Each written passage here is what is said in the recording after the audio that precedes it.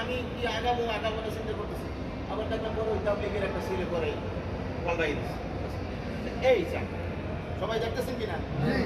আপনি এই যে সামনে আমি কিন্তু এই হাত আমার সোজা কিন্তু সোজা, আমি যেদিকে ডাইন হাতের দিকে থাকি, আর এই হাতটা এই আঙুলটা দিয়ে হ্যাঁ বেরোবে এই বাজায়, হ্যাঁ এই এটি বলছেন, আর চার আঙুল ভাগ থাকবে। কিন্তু অনেকেই আমি দিলেই আপনি খপ করে ধরে ফেলবেন, ধরবেন না, এই ফাঁকা থাকবে এই। এখন এইটা এদিকে আর যায় না, এই যায় না, আর ওরা আমার হাত সোজা আছে।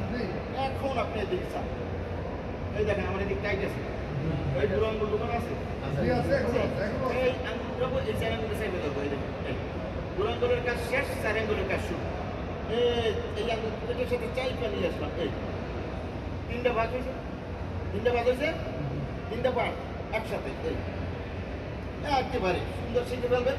কারণ এখন যদি আপনি এখন আর দিয়ে পড়াই দেন, এটি আগে পড়ছে, আল্লাহ মাফ করুন, আমি শুনছি যে আমার আগে 22 বছর আগে যারা ছিল এরা এগুলো শিখে, হ্যাঁ ওই থেকে অমুক, আমরা তো শক্তিশালী মনে হয় মুক্তিযোদ্ধা, টান মারেন তো জোরে, ক্লিয়ার পারেন কিনা? জোরে টান দেন, ক্লিয়ার পারলো না মানে কি খুলবেন। আর এটা সুন্দর ফিনিশিং, আপনি শোন টাইতে শোন সিচুয়েশন সমস্যা না, শুইতে হবে না রে, কবে শুইতে হবে না কিন্তু আজকে কালকে যদি নাও শোন বসে থাকেন, একদিন কিন্তু এহরামের কাপড় পরে শুইতে হবে। কোন দিন বলেন তো?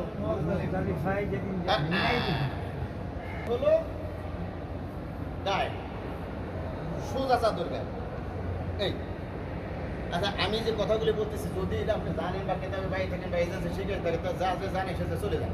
আমি তো একটাই বলছি যে প্রথম উড়িদু বাদ দুইটা শব্দ কি লাভবাহিকা, এখন